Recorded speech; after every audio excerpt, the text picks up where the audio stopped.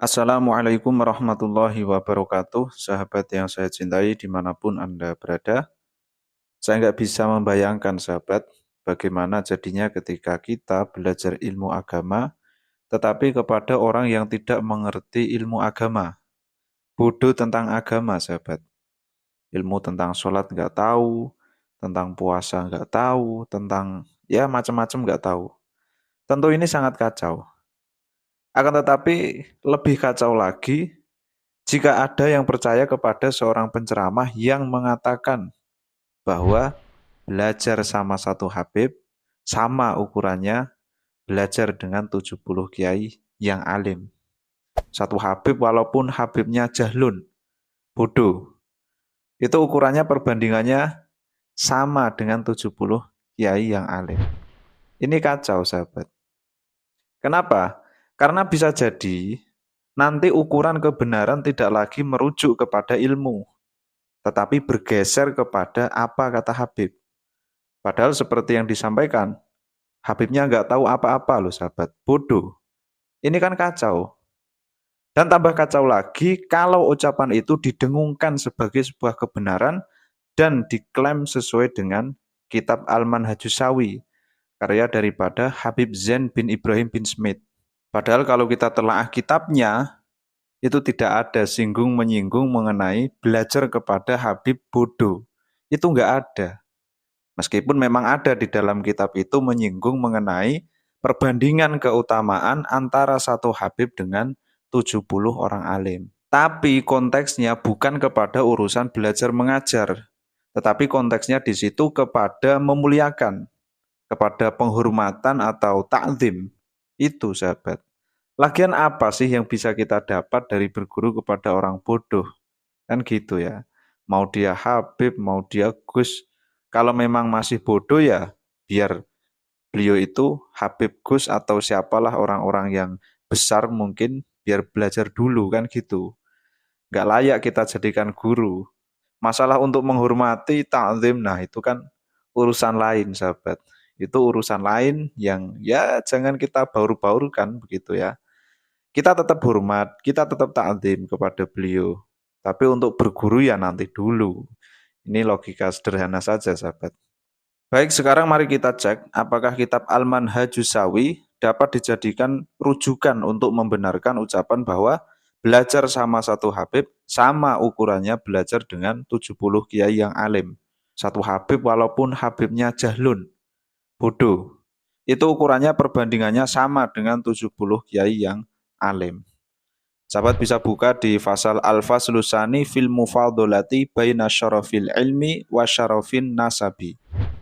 Ini kalau di terbitan Darul Fatah, sahabat bisa langsung merujuk saja ke halaman 384. Ini saya mulai saja dari sini. Waqad akhbaroni ba'du thiqati anil allamati Syekhil Masyayikhi Abil Hasan As-Sindi Al-Madani radhiyallahu anhu muhasyil kutubi as-sittati fil hadisi wa ghairiha. Dan sungguh, sebagian orang yang terpercaya mengabarkan kepadaku tentang Syekhil Masyayikh, gurunya para guru, yaitu beliau Abil Hasan As-Sindi Al-Madani radhiyallahu anhu, muhasyil kutubi as-sittati, ya, pengarang atau hasyiah catatan pinggir ya, 6 kitab hadis, kutubus sittah dan kitab lainnya. Anahu su'ila fi darsihi, sesungguhnya beliau ditanya di saat mengajar, man afdolu asyarifu au al-alimu. Lebih utama mana? Syarif, ini keturunan Nabi atau biasa kita sebut Habib ya di sini atau Sayyid. Lebih utama mana? Syarif atau orang alim? Fahasulalahu indaha istighraqun wa ta'ta'a ra'sahu ilal ardi masyaallahu ta'ala. Lalu sebab hal itu beliau mengalami istighraq ya, larut dalam zikir atau merenung begitu dan menundukkan kepalanya ke tanah hingga beberapa saat. Masya Allah itu waktu yang dihendaki Allah ya, beliau menunduk ya mungkin sambil berpikir atau bagaimana. Tsumma rafa'a ra'sahu wa qala. Kemudian beliau mengangkat kepalanya dan berkata, syarifun jahilun au qala syarifun wahidun afdalu min sab'ina aliman. Intaha. Ini ada dua versi riwayat, sahabat. Ini ada keraguan. Beliau ini menyebutnya syarifun jahilun atau menyebutnya syarifun wahidun. Yang artinya adalah syarif yang bodoh. Atau beliau mengatakan syarif satu syarif itu lebih utama daripada 70 orang alim. Nah ini perlu saya pertegas dulu sahabat. Kalau baca jangan sampai di sini saja. Nanti sahabat bisa gagal paham lalu bersikukuh. Oh itu ada keterangan. Satu HP bodoh lebih utama daripada 70 orang alim.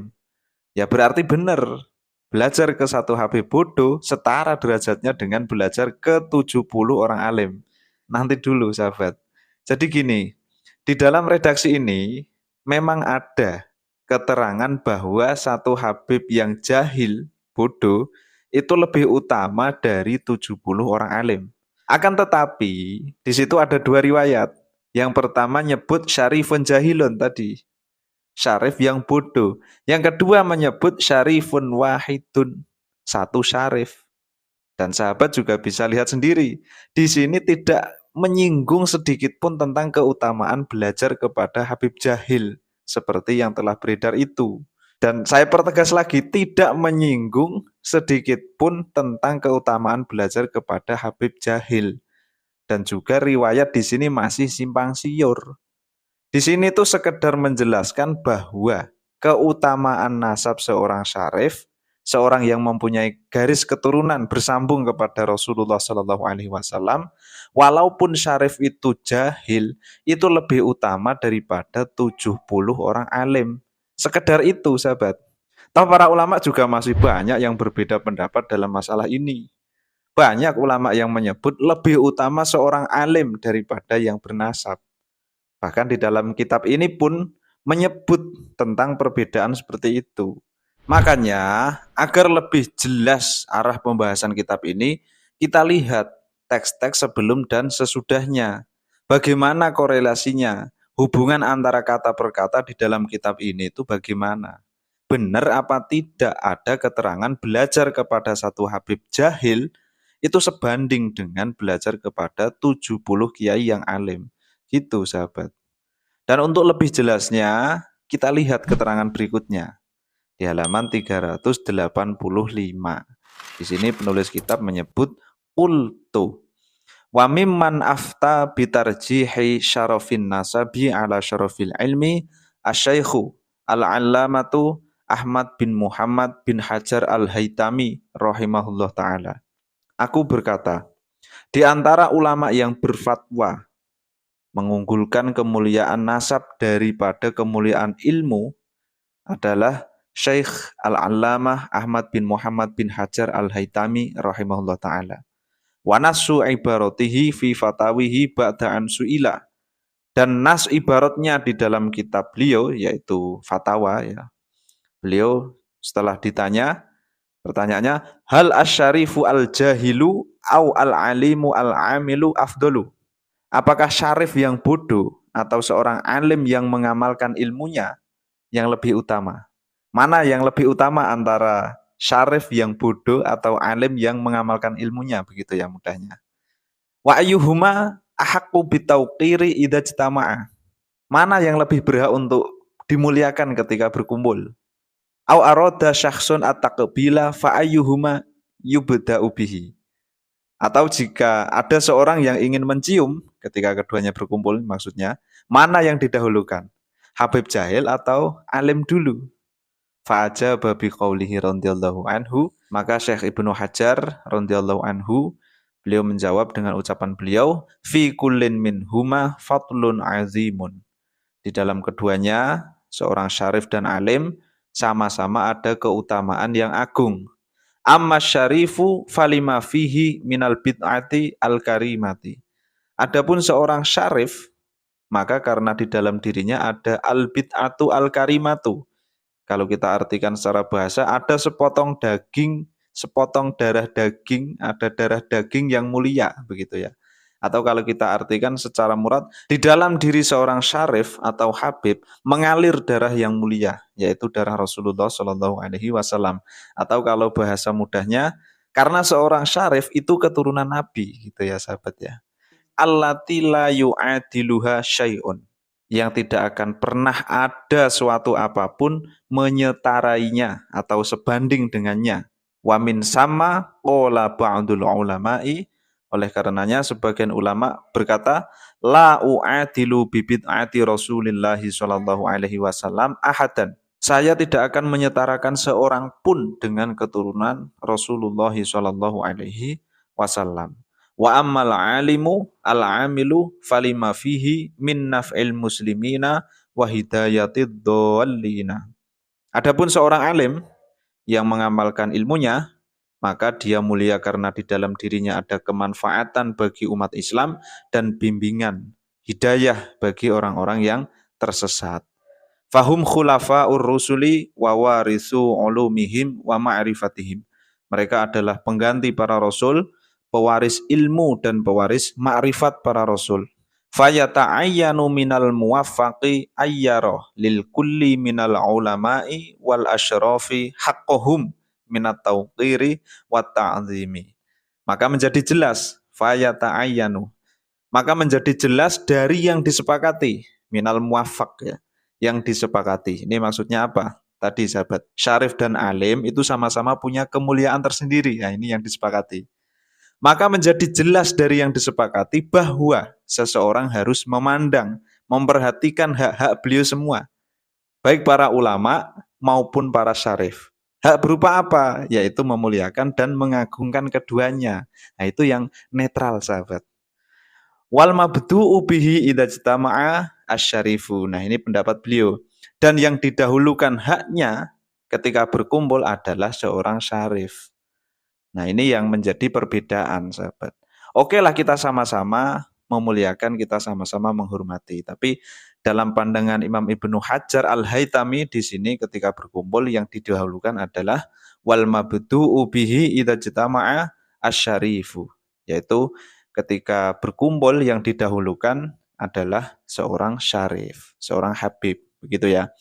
Alasannya liqaulihi, karena ada hadis Nabi Muhammad SAW, qaddimu Quraisyan, yaitu dahulukanlah marga Quraisy, keturunan Quraisy ya. Walima fihi minal bid'ati asyarifati, dan karena di dalam dirinya, di dalam diri seorang syarif mengalir darah yang mulia, yakni keturunan Nabi Muhammad Shallallahu Alaihi Wasallam. Intaha, selesai. Jadi gitu sahabat.